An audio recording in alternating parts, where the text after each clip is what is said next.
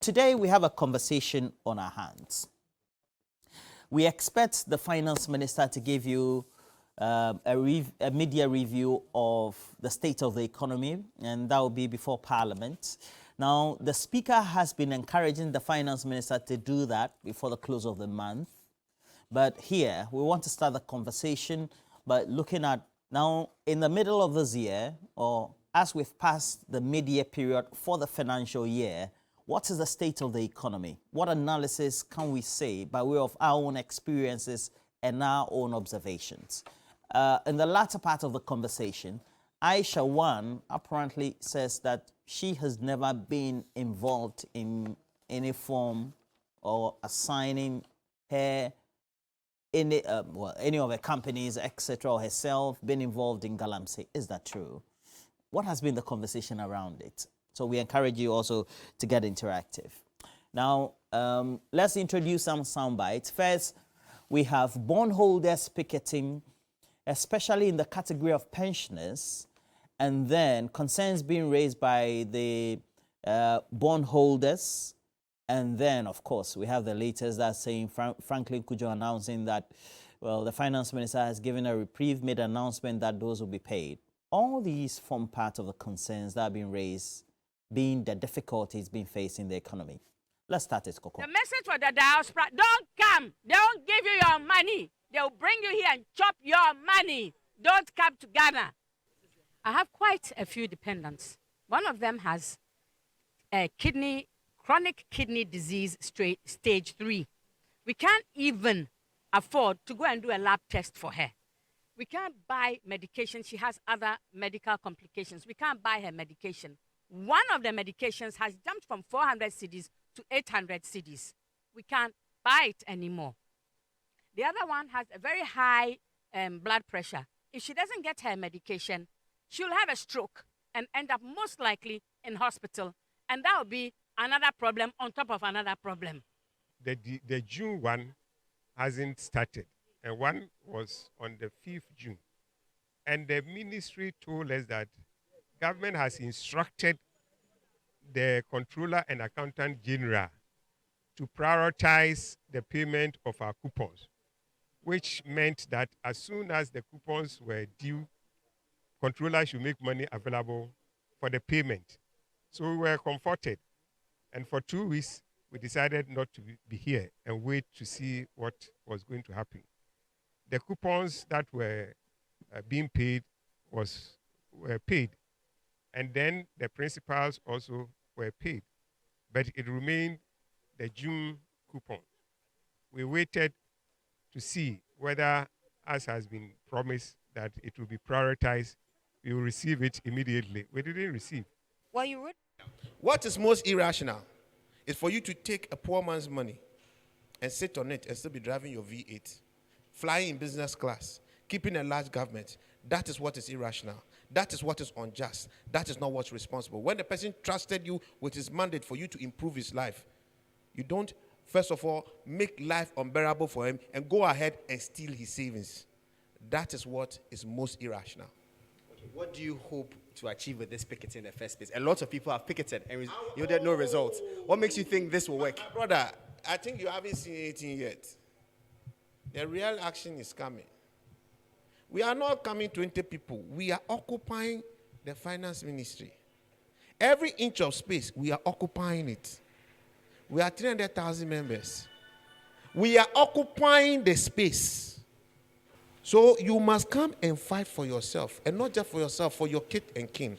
But for me, what's more important is really the example we set as Ghanaians for the future of governance. You know, the government is really destroying a lot of the social capital and social trust.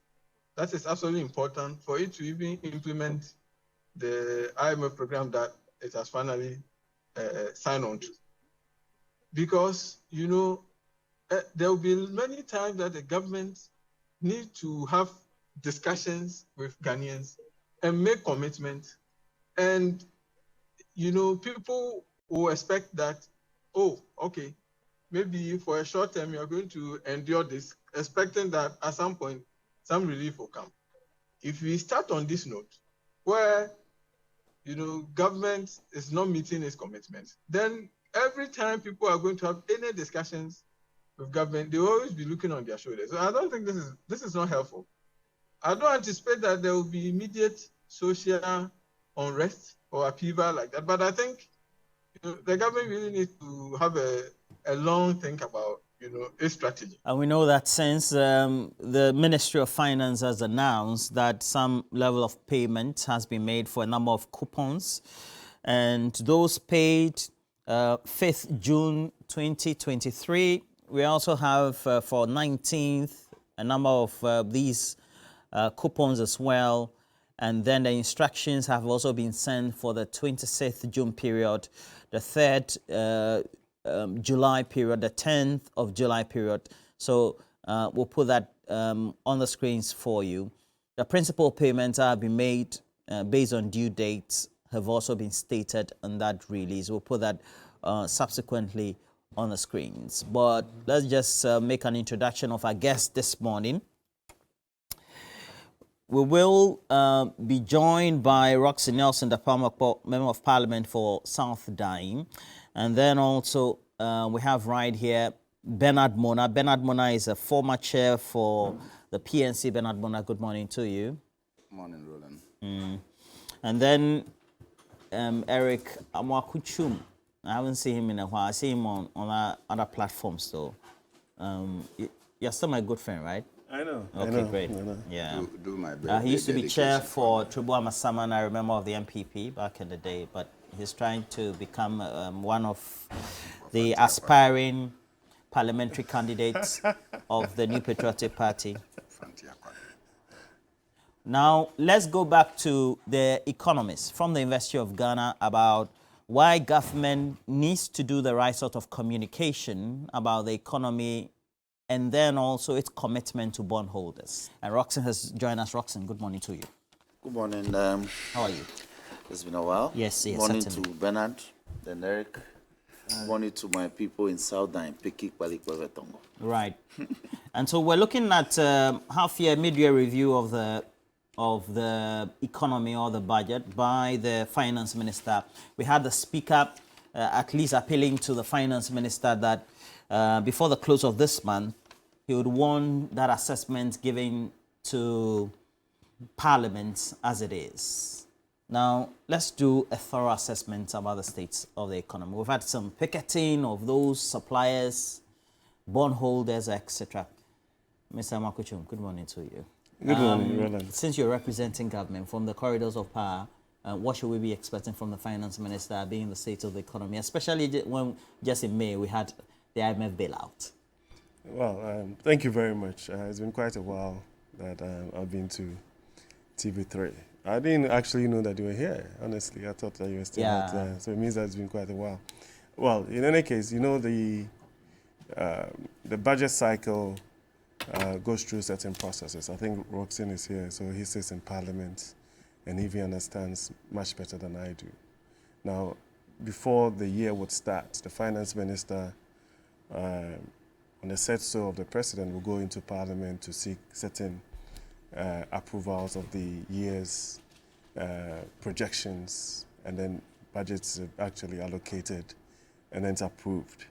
But as the year starts, then of course certain things become very clear that you have to go back to Parliament to give a certain account of what is pertaining at the moment, and if there are certain things that needs to be tweaked or you need certain approvals either to spend more or add certain other taxes or cut certain taxes and all of that over a period, or even change direction if you want to do so, and you have to always go through Parliament for that to happen. So it's become a norm. I mean, usually these media reviews would give us a clear indication as to how the year is going to end. So in reality, we also have been facing certain challenges with issues with going to the IMF for certain reasons which we all, aware of. And that, as we speak, if you look at where we have come from, even in the last 6 months, you can see that we are making certain progress in terms of how the economy is moving, and even the trajectory that we are growing. At a point, we're even scared that we are going to grow at a certain a negative. But as we speak, the projections looks like even in the last quarter, the economy did well. It doesn't mean that we are out of the woods. You know, I'll be very dishonest to even suggest that we are out of the woods. But if you look at the current indicators, it suggests that the economy is on the right trajectory. We need to do more. There are certain things that still needs to be addressed, especially when it comes to even the external debt arrangement and all of those, because we've done with the domestic debt arrangement. And then whilst we get close to even the review, right after the review, we'll probably have a review of the IMF coming in to give us an indication of if the things that we put in place is working or not, or if we need to change certain things. So, I mean, as far as I'm concerned, over the period, these are things that are very normal. Mr. Makushum, is it not true that the IMF in its own comprehensive review program, and for which government has been communicating as being the PCPEC program, also does really outlines that even though government seems to be always communicating that the large factors that have led us where we are due to COVID-19 pandemic, as well as the global financial conditions, Russia's war in Ukraine, it does indicate, and that is the IMF, that there were largely pre-existing vulnerabilities that caused deep economic and the financial crisis that we're facing, for which government has never, ever admitted to.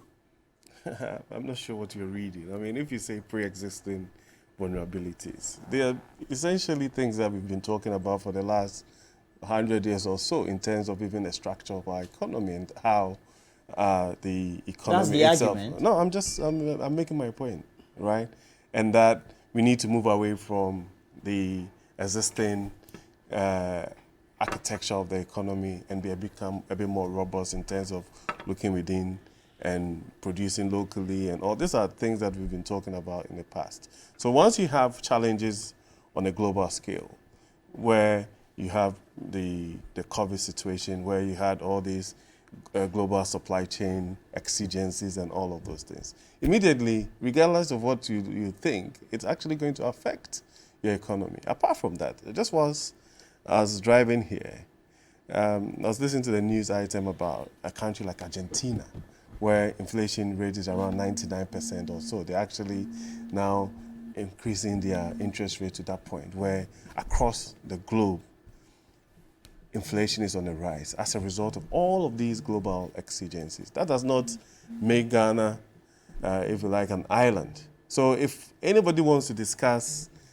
the economy and decides that you do not want to actually appreciate environmental factors, then I don't really understand what kind of economics that you're discussing, right? So you would have the ones that you have some control of, and then also external exigencies, and we all appreciate that. So if the IMF says that there are existing or pre-existing vulnerabilities, it does not necessarily mean that this is as a result of some mismanagement or it's the fault of somebody. But the reality is that from time ever since I started communicating on national platforms, every single time we get opportunities like that, everybody talks about the structure of the economy and how we are over-reliant on commodity export and why we have to add value and all of that. Those are the things that we are talking about, and becoming a bit more resilient so that if for one reason or the other we find ourselves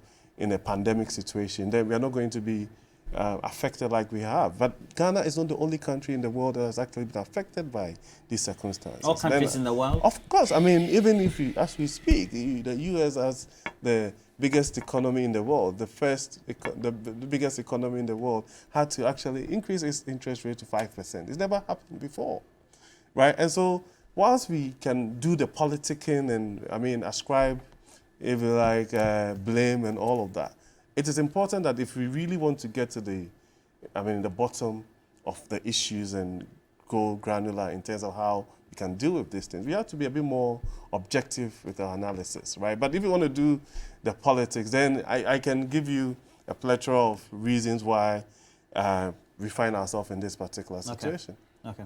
Point made. Now, Mr. Benambona, there are considerable concerns that had been raised that the budget that was presented by the finance minister on the eve of getting at least not the board approval of the IMF in November did not give great highlights and confidence to either the domestic market or the external market about how austere government intended to be in its own expenditure and program of expenditure. If you compare that and the agreement now that we have with the IMF, would you say that perhaps those narratives were not true? First, let me say good morning to Eric. Good morning, Bernard. The man who wants to become the MP for Fontiakwa. Bernard.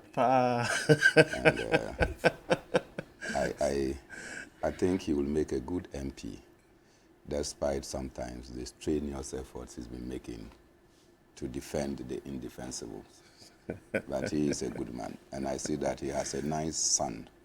The son looks nicer than him.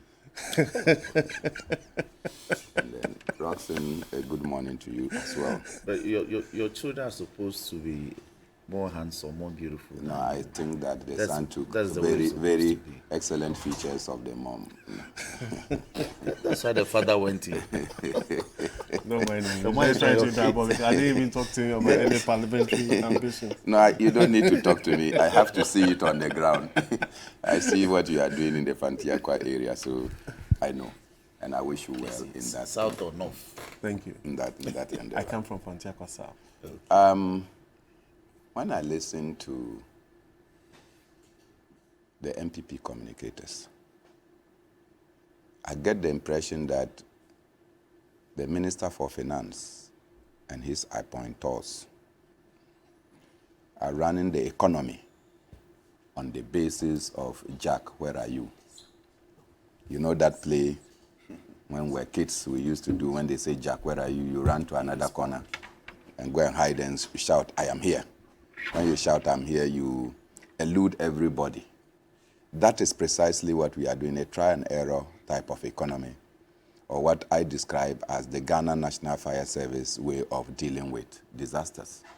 You only hear that there is a disaster here, and you start running there. The level of planning is virtually zero. Economic projections doesn't add up.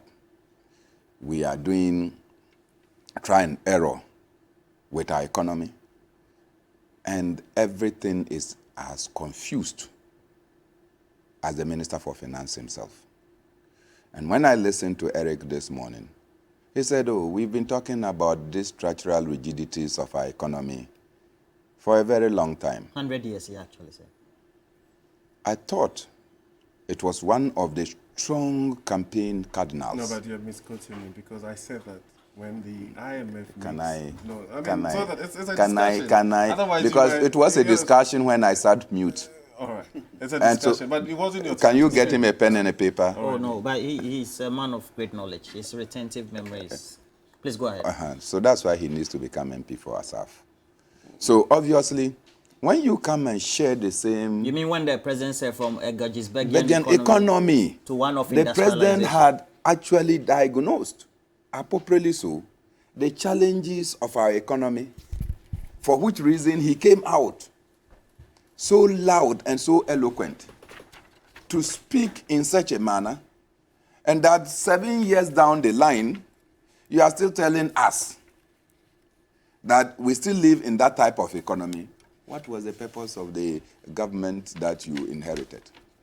To bring about change? And you virtually did zero. And what we have done is to open the book of Lamentation, chapter 1, and start lamenting about the rigidities in the economy that you inherited, which you have done zero about it. Listen, President Akufo-Addo, as I keep insisting, probably understood the Ghanaian economy and wanted to fix it. unfortunately for President and his Vice President, they appointed a Minister for Finance, who is a Jack, where are you type of Minister of Finance. President Akufo-Addo said, and let me repeat this as I always do, that he was going to move this country away from taxation to production. It was even re-echoed by the Vice President. Do you understand?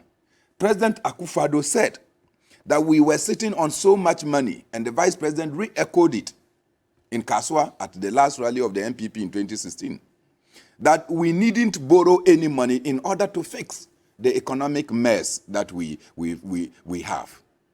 And that all the money we need to do so is here. You bring in an finance minister who on the first day of sitting in his office went into the Euro bond market, started borrowing, and recklessly so at very high interest rates. You go and borrow so much for such a short period. And then we are faced. So the Minister for Finance did not heed to the President's own call.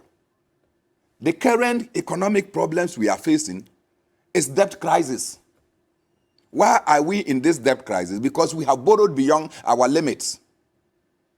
So you don't come here and tell me that the problem started from the age of old. It started because you have a Minister for Finance who came and all he does is to go and borrow. Go and borrow, come and spend.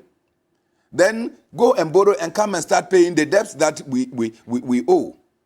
How do you manage an economy in such a way?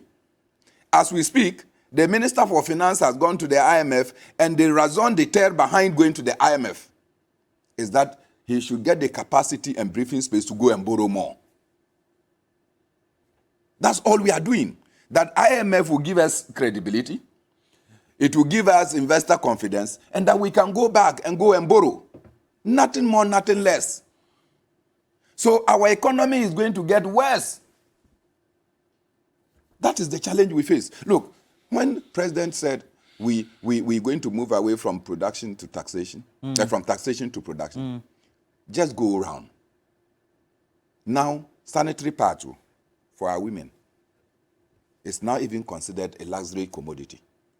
How does that come in here? Do you know they impose 20% taxes on luxury commodities, including sanitary pads? Everything taxes are increased. This is the same Minister for Finance who spoke with such gusto that, look, no matter what anybody says, he will not go to the IMF because there are dire consequences in going to IMF. We are a proud people, the shining star of Africa. So embellished was his statement. And that we should introduce e-levy. In fact, they went ahead to spend our money to organize what they call town hall meetings, to talk about how e-levy was the panacea. In fact, e-levy became Akobam. You know Akobam? Akobam was a solution. But they said it was supposed to give us the needed revenue. I'm saying that Akobam, in fact, when you spoke about the crisis within the agriculture sector, the absence of fertilizer, they tell you that e-levy will fix it. When you talk about roads that were non-existent, they told you that e-levy will fix it. When you spoke about the crisis in our educational sector, including suppliers of the national buffer stock, they told you that e-levy was the solution. That's why I said that Akobam, you know Akobam, it was the solution to all problems. That is what they made us to believe that e-levy was going to do. And that when we do e-levy, we will not go to the IMF. We told them about the difficulties in the wrong projections they were making. We told them that people were not going to subscribe to the e-levy concept because it was stealing of our money. In fact, our savings, and nowhere in this world do you see that people's savings are taxed. This finance minister ignored wise counsel, deceived President Akufo-Addo, as he has always been misled, into believing that the panacea to our economic problem today is electronic transfers levies. I call it electronic TV3 levy. At the end of the day, they forced e-levy in. They brought my friend, Alexander Kum, who was sick, bedridden, in an ambulance in order that e-levy could get passed. You mean the Hunter wasn't? Yes. They brought him, and e-levy got passed. And we still went to the IMF. Instead of coming to admit that, look, we overestimated what e-levy could do, And so now that you have gone to IMF, since e-levy was to prevent you from going to IMF, now that you have gone to IMF, what were you supposed to do honorably? To withdraw e-levy. Because we still think that e-levy is not the answer to the problems we face. In fact, the challenge in the economy today is kind of that and nothing more and nothing less. Oh, how can you make that conclusion? Look at how bondholders, you saw what they have to go through in order that they can get their payment, their due. This man cannot be trusted. Fidelity is not part of his stock in trade. And so I find it very difficult that, look, we find it difficult to express this, and President Akufo-Addo's continuous stay of Ken Ofori-Atta in office will continue to be the nemesis of our country, and in particular for the New Patriotic Party. But at the end of the day, Mr. Roxon Dapamapo, did we see this coming? Of course we saw this coming. Of course we saw this coming. Because I remember the finance minister was very confident at the time. So it definitely, perhaps, may have to be the external shocks. You see, be careful of people who exude confidence and match that with their conduct. You must always match conduct with words, and conduct will expose what people say. The finance minister will come to parliament and wax lyrically about economic figures. And then, by conduct, he will engage in profligate expenditure and borrowing. A man who has borrowed nearly 400 billion of Ghana's public debt in a matter of 6-7 years, and yet we are in this sort of crisis, should tell you his management, financial management acumen. I am saying this based simply on the fact that 98 of his own MPs in parliament, just 6 months ago, called for his head. MPP has 137 MPs in parliament, with support from the independent member. So 138. Out of that number, 98 actually held a press conference in this country and requested of their president to sack their 7th finance minister. That should be the summary of the problems we have as a country. Media. No, I am saying for 85% of your members of parliament to issue a statement and have a vote of no confidence in the finance minister should tell you the enormity of the problem. And Eric here knows. Look, we have said we were in crisis in 2022. And so when we're preparing the 2023 budget, we decided to roll out some austere measures to help check our decline further to the doldrums. And yet, government in the 2023 budget projected its expenditure from about 145 billion to 229 billion. Was that problematic? But who does that? You are having problems with revenue generation. Because your estimated revenue generation for 2022 of 100 billion couldn't be gotten. And your projected expenditure of 145 billion, you had to borrow to offset the imbalance. And yet, in preparing the budget for 2023, you decided to extend your expenditure levels by about 40%. Roland, I don't understand this. So, you mean you didn't see the workshops that will be done and conferencing locally? You don't have to drive 4-wheel drives as part of the because I'm getting there. I'm getting because there. a balance. No, I'm getting there. Okay. So when you project your expenditure levels from 145 billion in 2022 to 227 billion That is a deficit of nearly. It was a deficit of 61.2 or 62 billion. No, average. that's yes. 62 billion average. And that's an incredible deficit to bridge. Did you tell the finance minister at the time? We did that. We did that.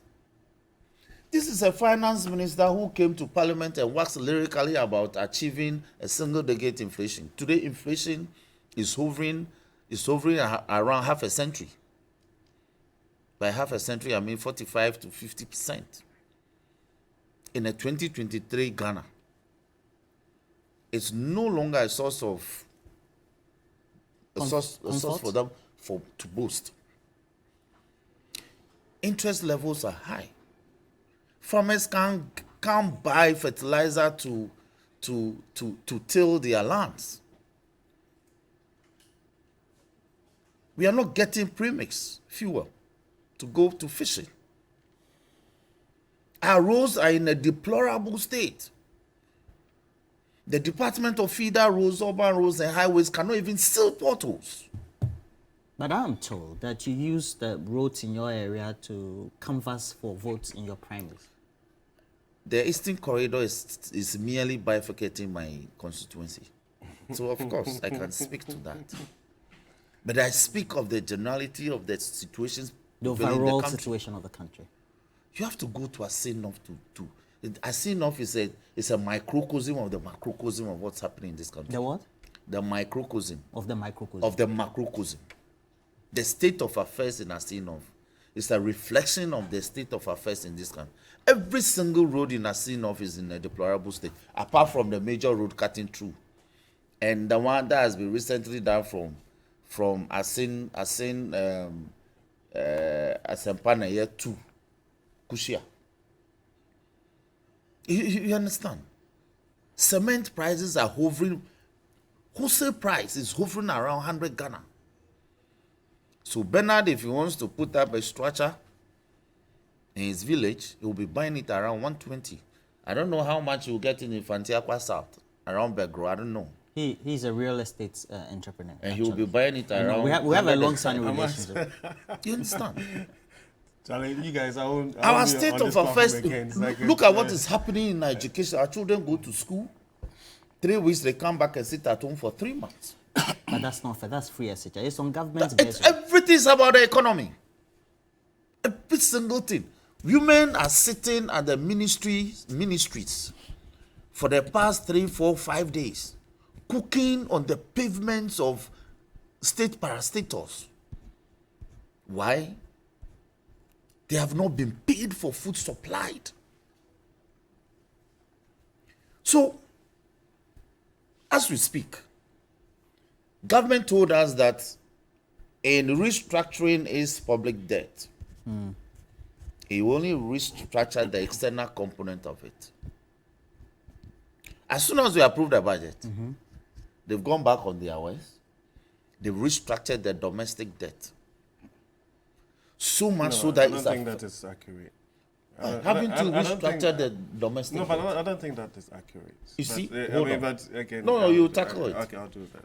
So much so that our parents who are on pensions, investment with banks and in financial institutions from which government has gone to borrow have been affected.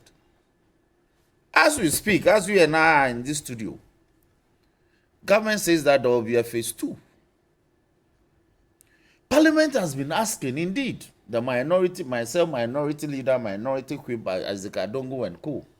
We have filed a motion to the request of the finance minister to come to parliament with the conditions and terms of this restructuring. It hasn't happened. But meanwhile, that is in consonance with the PFM Act, Act 921, 2016.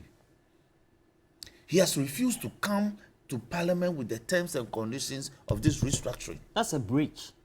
That's a breach. But this is a man who is running the economy like a sole proprietorship.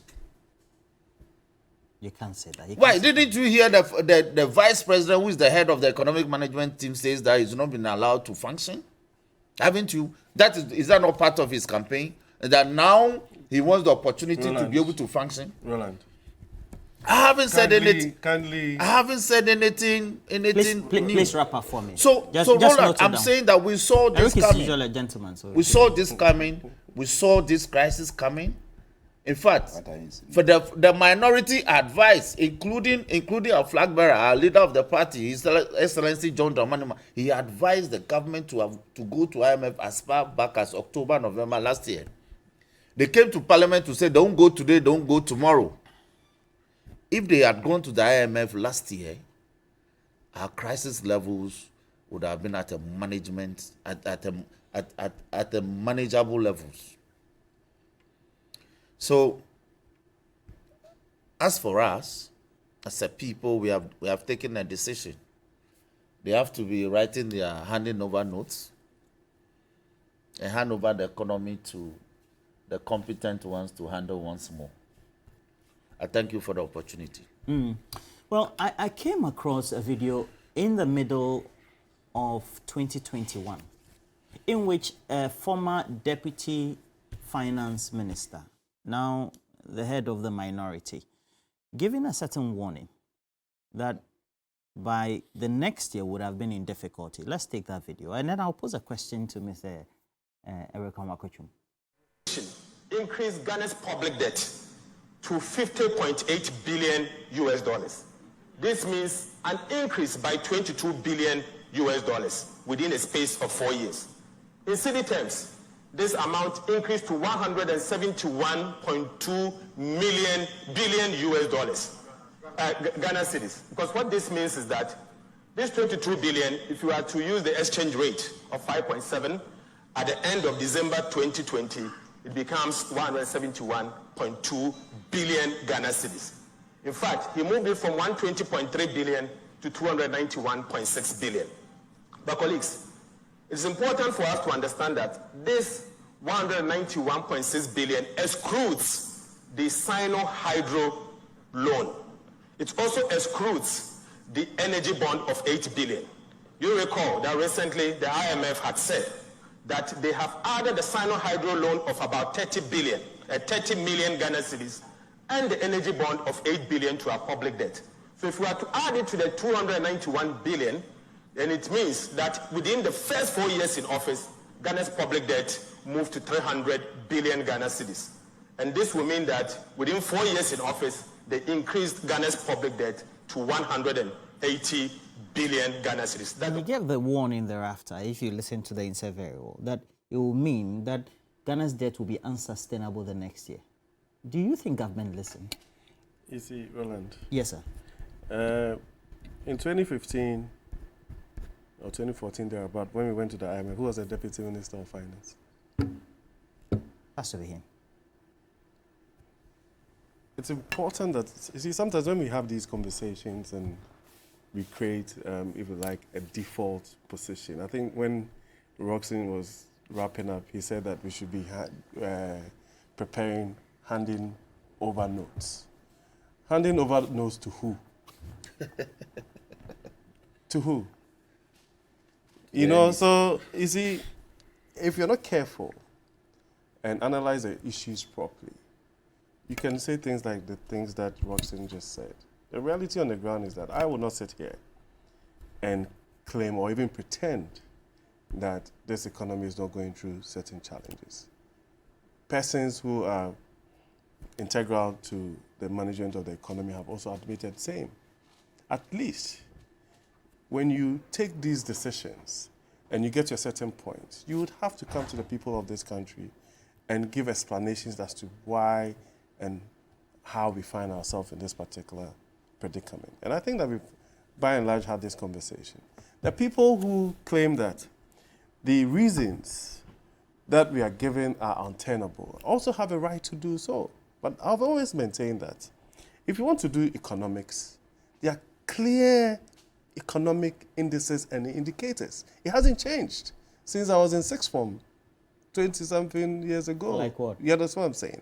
And there are very clear indicators that suggested that up until we had challenges with the COVID situation, the economy was growing at a certain trajectory, an average of 7%. interest rate was lower.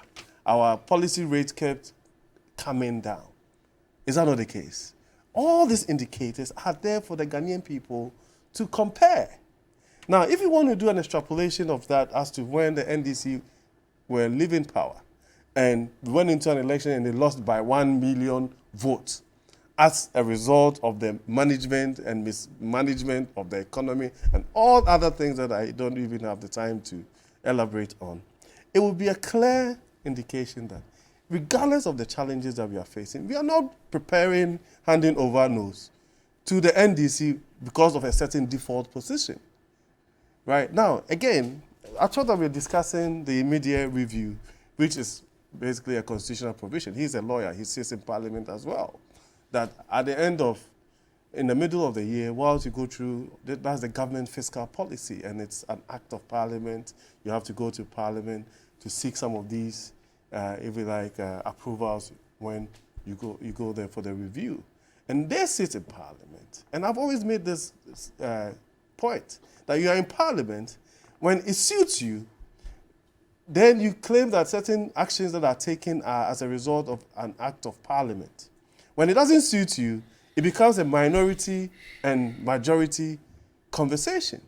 You know, so when I hear or I listen to a member of Parliament saying that, oh, the government has borrowed this amount of money, we told them, we did that, and when it comes to the generality of Parliament, all of these loans and approvals and all the things that we have done have gone through Parliament. Then it presupposes, or they are trying to suggest that Parliament as an institution is not up to task. Do you understand? So you cannot pick and choose certain aspects of your role, either serving as an opposition. This point you're no, making. the point that I'm making. Saying that you are saying that the point that I'm making. The point that I'm making. Let me clarify. I know where you're. Let me clarify. Are you saying? I'm saying that. I'm saying that. No, please. Okay. All right. Sure. Okay. I'm allowed to ask you a question. Okay. Are you saying that because Parliament, made up of a majority and a minority, approved agreements for loans to be acquired by the government, and because they did it as a whole, even debates that raise concerns and opposition to such agreements are not supposed to be recalled to back such arguments? You see, that government was forewarned. No. You see, when you do that, then you're basically either trivializing or even making it. You mean my question is trivial? Yeah, let me tell you something. They have a government assurances. You see, this conversation is beyond what Ato Forsen is saying. And it's my very good friend. I've known him for like 30 No, years. Ato Forsen made a prediction. No, but let me make my point. And you said that he was a deputy minister at the time. But that is why and I'm thinking that because he was a deputy minister at the time we went to the IMF, he has hindsight. And so if he wants government and at the time, post 2017, he is in the right position to warn government that I was a deputy minister. These are the same situations we're witnessing. The trajectory where you are going, you are going to fall in a hole. We should prepare handing and over. This was before so we should COVID, prepare handing over notes to Ato Forsen and Co. because I haven't talked about handing over. No, but that's why I'm saying that. You see, when they even go beyond asking questions of government and now say that, oh, where is the money? Where has all of these monies that have been borrowed gone into? Then it still brings into question the role of Parliament, because at the end of the day, they have a government assurances committee. Is that not the case? It is. Now, apart from that, they have parliamentary subcommittees that are responsible for making sure superintending and taking supervision over all these agencies and all of these things that are done. You understand? So we need to elevate the conversation to a certain point where we're saying, okay, if these decisions are taken, maybe we can do an analysis as to how it has impacted the economy after these investments have been made. But you cannot sit down and say that, oh, all the interchanges that we have done, the fact that we decide not to scrap the teacher training and nursing training and other ones like they did, the fact that even during the period of COVID, which was a pandemic, public sector workers were paid.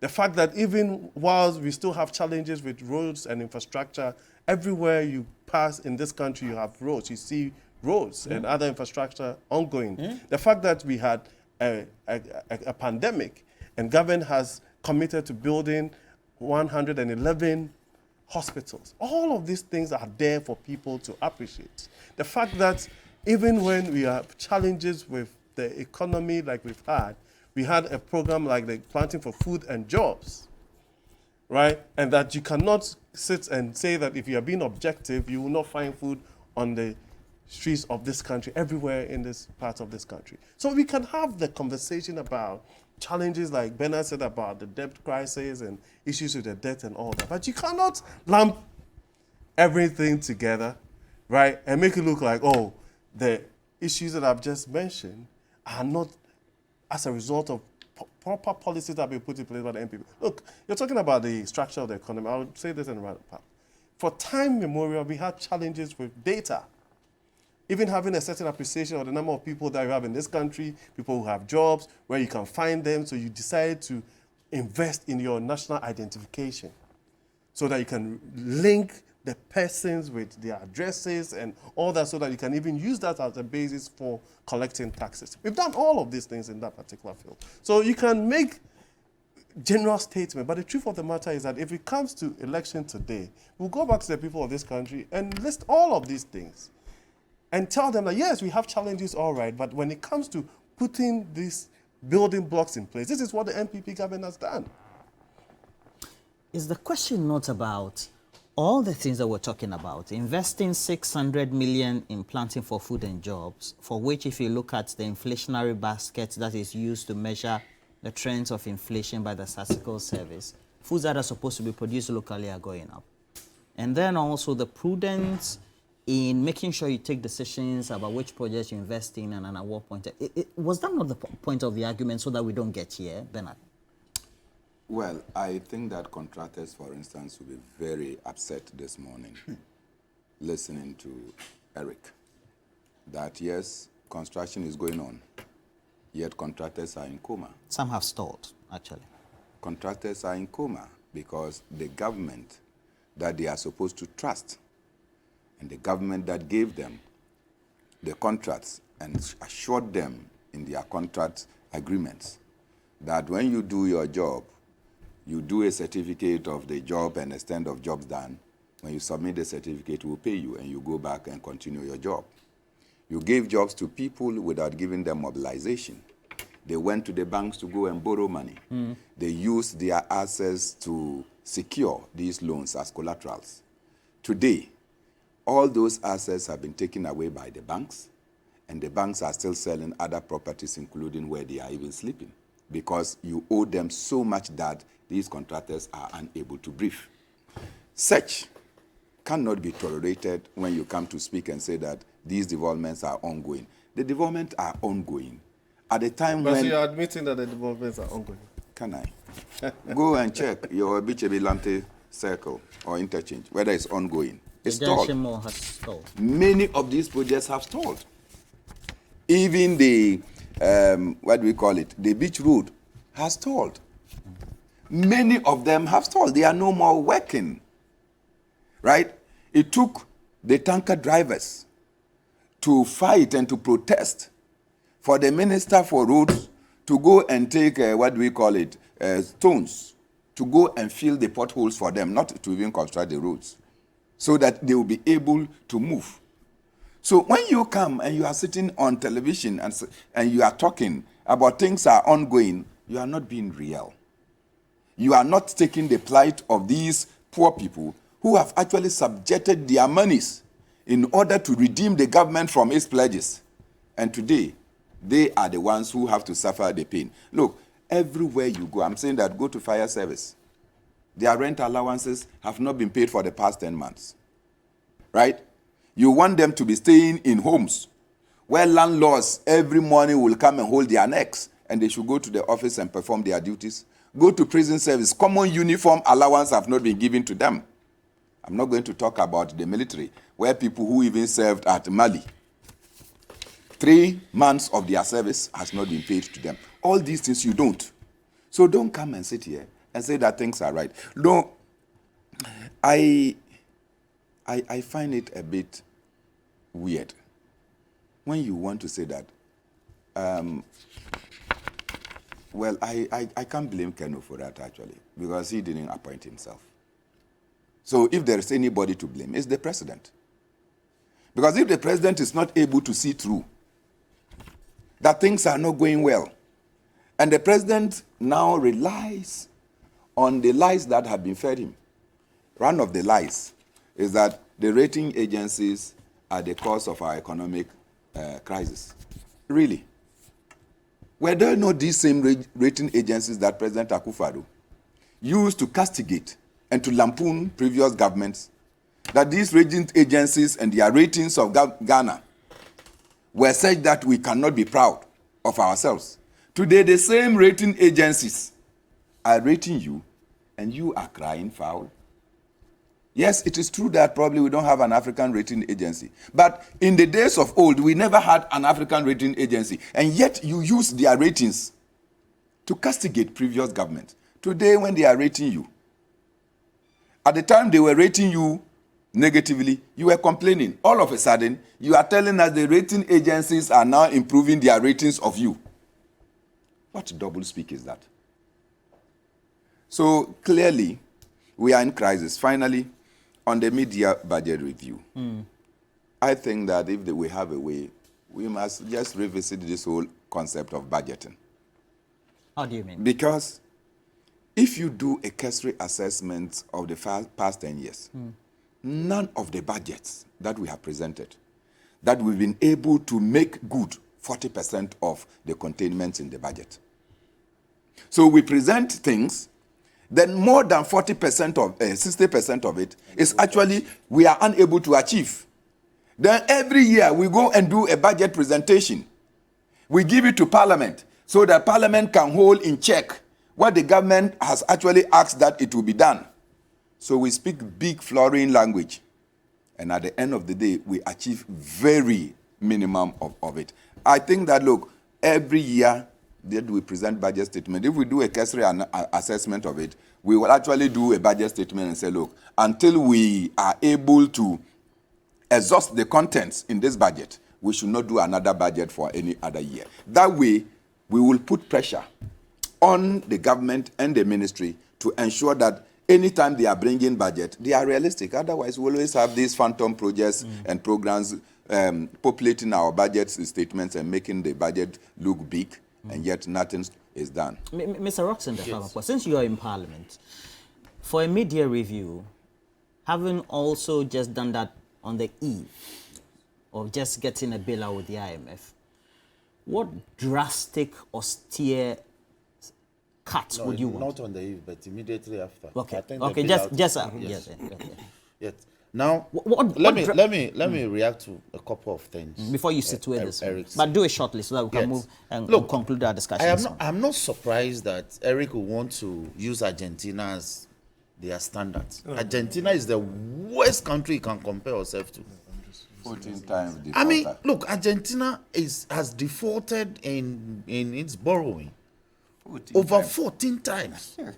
How do you compare your scenario to Argentina and say that if you're Argentina, so you want to take us through the route of Argentina? I didn't say that. That's what they are saying. I didn't say that. You are no longer No, I'm just- comparing yourself to the US and the UKs. But I mentioned the US. Why didn't you mention Suddenly, the US? suddenly it's Argentina. That's your standard, and I can appreciate that. Why? Because things are so horrible. And again, it speaks of IMF. You came to inherit an IMF economy. That's the economy you came to inherit, and you even extended the stay with IMF. As soon as they got out of IMF, they went into crisis. So really, you are not capable.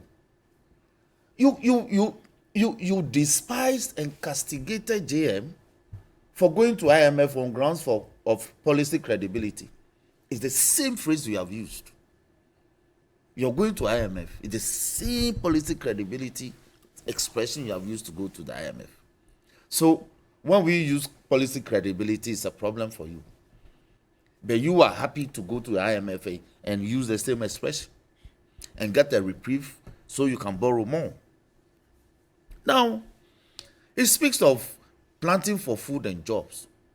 Eric, are you aware that just last 2 months, as part of the borrowings that your government did, one was to borrow money to fight food insecurity in Ghana as part of a West African program? You mean the 710 million? Yes. No, but That is what?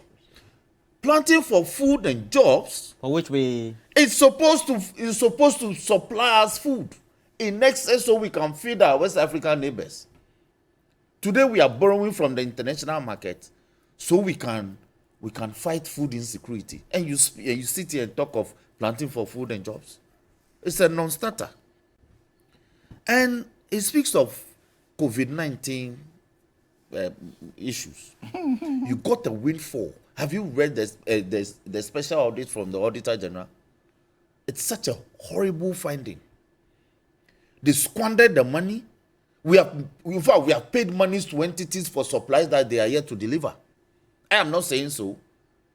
For instance, vaccines that UNICEF is supposed to supply to us, we've given UNICEF money. They haven't supplied the vaccines. It's in the report. Millions of dollars. There are a lot of things, cash we've used, we cannot account for. We're paying people cash for services rendered in this country. So, Eric, you have caused the problems that all of us are in, and you are in a quicksand. You don't know how to get out. Exchange rate. When they came to power, the cedi was 4.2 to the dollar. I even said 4 because at the time of the elections it was 4. By the time that they swore the oath of office, it came to 4.2. Today the cedi is hovering, oscillating between 12 cedis to the dollar and 13 cedis to the dollar, 11.5 to the dollar. You don't know, depending on where you are getting it. Today it is no longer exposing the flaws, the fundamentals.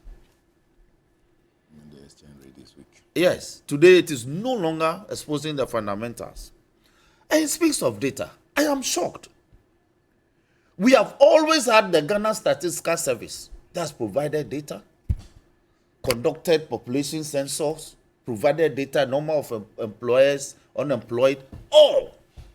How is it? How can you suggest that is the NIA? Did you know where to find them? Please. Do you know So how were they gathering the data? Please You see, inform me. don't trivialize these institutions. I am shocked to hear the NPP always say that it is NIA card that is helping them to gather data. I mean, how? The NIA card doesn't give you anything. Don't you have one? I have one, but what does it say? It doesn't. Use it at the bank. It doesn't say that you are an employee. It doesn't say so. So before then, The data that will give you that you are an employee or not employee is the data provided by the Ghana Statistical Service. And there's a government statistician that provides that. So don't sit here and suggest that it's the NIA card. No, but remember the Ghana card is where. Please conclude for me. Tell interchanges. So it's